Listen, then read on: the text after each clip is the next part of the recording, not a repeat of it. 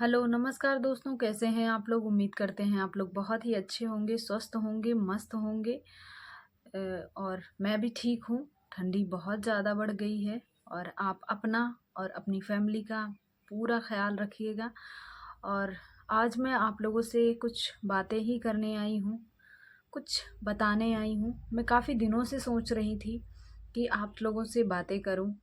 और मेरा जो ये ब्लॉग वीडियो है, इसका मकसद बस एक ही है कि आप जो है, जो बाहर दोस्तों को समय दे रहे हैं, यहाँ वहाँ घूम रहे हैं, थोड़ा सा वक्त, ज़्यादा नहीं मैं कहूँगी, बस थोड़ा सा वक्त आप अपनी फैमिली को भी दें।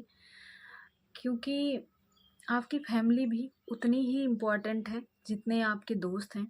क्योंकि कभी कभी आप इतने अकेले पड़ जाएंगे कि हो सकता है आपके दोस्त भी उस टाइम बिजी हों और आप अकेले अकेले पड़ जाएं।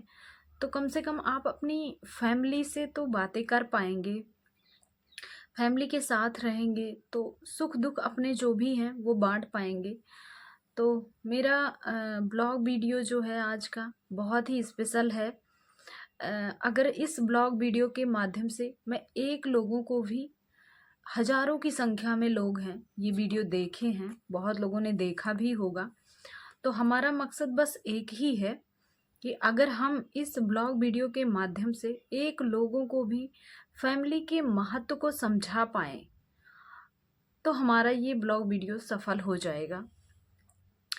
अ, हम आज ऐसे ही जो है यूट्यूब पर देख रहे थे वीडियो। तो हमें एक वीडियो दिख रहा था जो बहुत ही दुर्भाग्यवश या कहेंगे कि बहुत ही बुरा हुआ है। एक लड़की है नेपाल की जिसका नाम है सृजना। और उसके जो हमसफ़र हैं, उनके साथी हैं, उनका नाम है विवेक। दोनों ही नेपाल के रहने वाले हैं। और विवेक जो है वो बहुत ही अच्छे और होनहार, पढ़ने लिखने में थे। और जॉर्जिया विश्वविद्यालय से वो भौतिक और खगोल विज्ञान में पीएचडी कर रहे थे। आप लोगों ने वीडियो में देखा होगा शायद। उनको जो है ब्रेन कैंसर हो जाता है। और उनकी जो पत्नी है सृजना, वो कितना सपोर्ट करती हैं, मतलब इतना सपोर्ट। उन्होंने अपनी पूरी जर्नी यूट्यूब पर और सोशल मीडिया पर डाला हुआ है, आप लोग ज़रूर देखे होंगे। मैं कुछ नया नहीं बता रही हूँ, बस मैं यही सोचती हूँ कि इंसान के पास जब सारी चीज़ें मौजूद होती हैं ना, तो इंसान उसकी कदर भूल जाता है। और जब वही चीज़ें उनसे दूर होने लगती हैं ना, तब एहसास होता है कि हमसे कुछ छूट गया है। शायद हम ऐसा कर लेते तो आज वो इंसान हमारे साथ होता।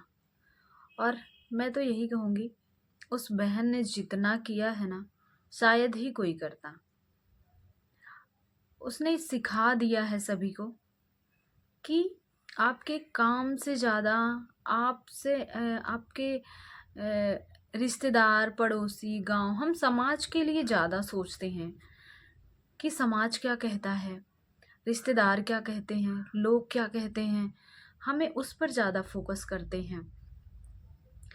लेकिन उसने समझा दिया सभी को, मतलब बोला तो नहीं कुछ, लेकिन जो उन्होंने साथ निभाया ना, जिस टाइम पे उन्हें सबसे ज़्यादा ज़रूरत थी, उस टाइम पे वो बहन खड़ी रही। और पूरे दिल से, शिद्दत से उसने मतलब सोचा ही नहीं होगा, इतने खुश और सब कुछ अच्छा चल रहा है, कैसे कैसे अचानक इतनी सारी चीज़ें हो जा रही हैं। उसने सिखा दिया है कि फैमिली कितनी इम्पोर्टेंट है। बहुत ही प्रेरणादायक और एक सच्ची, एक अमर कहानी हो गई है। एक प्रेम कहानी, एक अमर प्रेम कहानी में बदल गई है। और हमारी बहन जो है वो सोचा भी नहीं होगा उसने कि जब तकलीफ़ों के दिन थे तब तो वो खुश थे, उन्हें किसी चीज़ की कमी नहीं थी।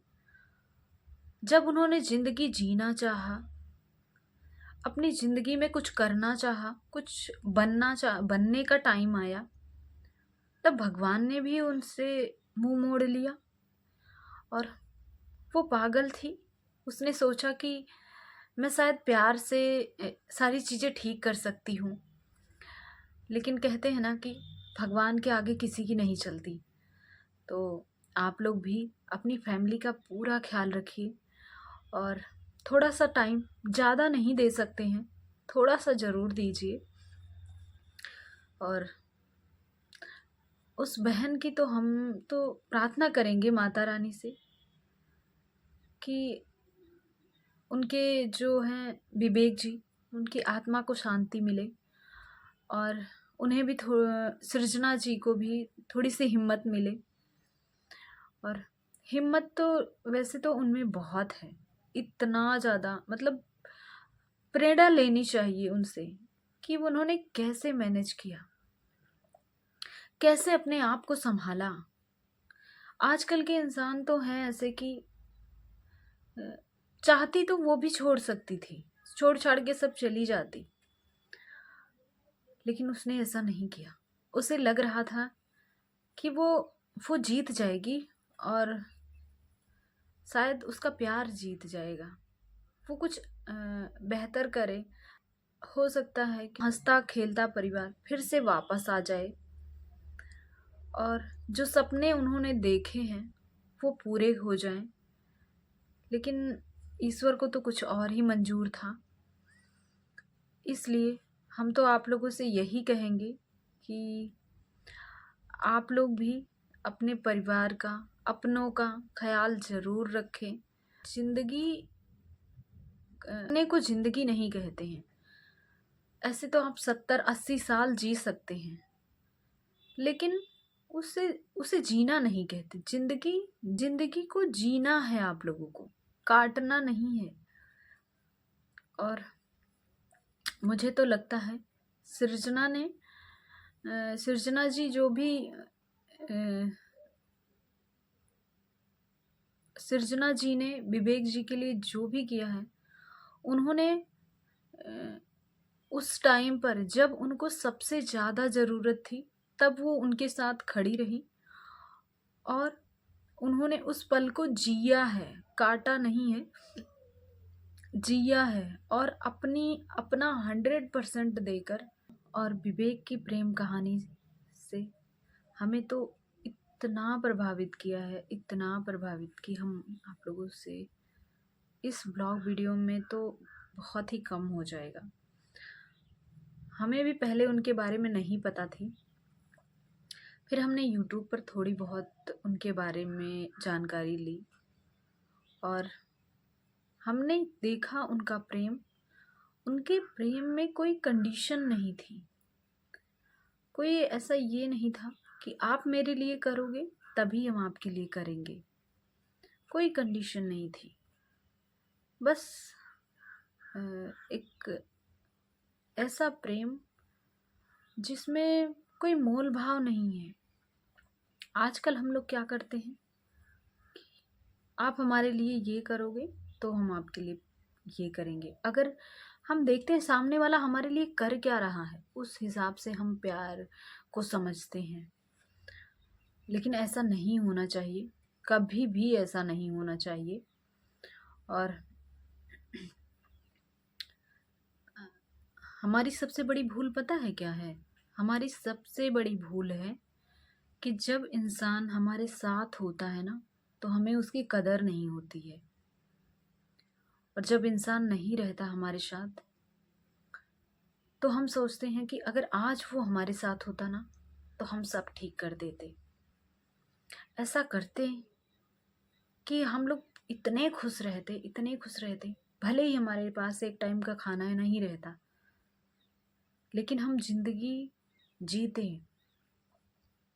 काश वो पल दोबारा आ जाता और हम फिर से सारी चीज़ें ठीक कर लेते। ऐसे ही हमारी जो बहन है सृजना,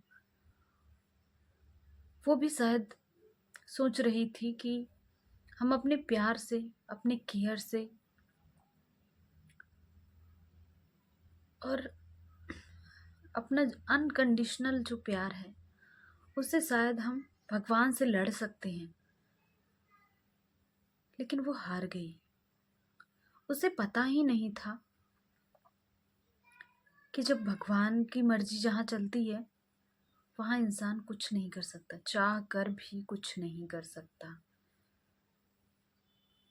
अफसोस हमेशा करता रहता है कि आज वो इंसान होता तो हम ठीक कर देते।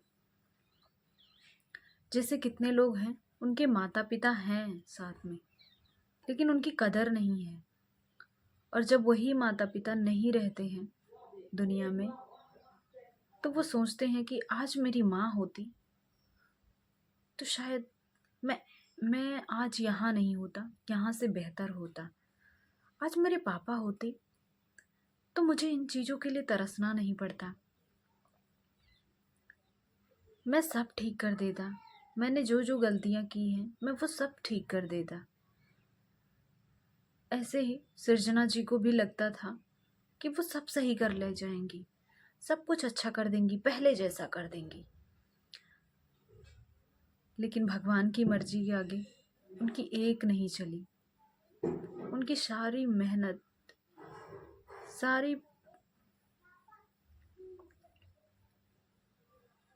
सारा भरोसा उनका धरा का धरा रह गया। जिस लगन शिद्दत से वो लगी थी कि वो हरा देंगी, भगवान को मात दे देंगी प्यार से, लेकिन वो प्यार भी आज कमज़ोर पड़ गया। और सृजना जी दुर्भाग्यवश विवेक जी का 19 दिसंबर 2024 को उनका देहांत हो जाता है और सृजना जी हार जाती हैं।